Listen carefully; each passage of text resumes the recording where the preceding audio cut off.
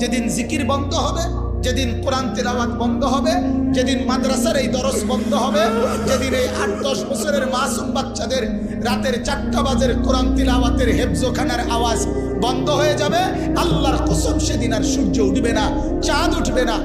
আমি আমার বন্ধুর কাছে চলে যাচ্ছি, আমার উম্মতরে আমার আখিরি ওসিয়ত বলে দিও, আমার উম্মত যেন নামাজ ঠিক রাখে, নামাজ ঠিক রাখে, নামাজ ঠিক রাখে। বইল উম্মত রে, তোমাদের নবী শেষ ওসিয়ত করে গেছে, তোমরা উম্মত নামাজ ঠিক মতো পড়ো, তোমাদের নবী জান্নাত ঠিক রাখবে তোমাদের। কেন নামাজ পড়লাম না? এই পৃথিবীর কত বন্ধুর কত প্রয়োজন পূরণ করলাম, পরম বন্ধু মহান আল্লাহ পাকের এটুকু কথা কেন পূরণ করলাম? কত ফালতু লোকের কত কথা মানলা, আর শ্রেষ্ঠতম মালিকের কথা কেন মানলা না ভাইয়া? বিড়ি সিগারেট বন্ধ করে দেন চাচা, হাত ধরি। আপনি যদি বলেন আপনার পায়ে ধরতে, আমি পায়ে ধরবো চাচা।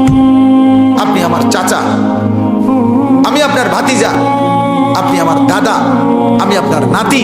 আমি চাই আমার দাদা যেন হয় জান্নাতি।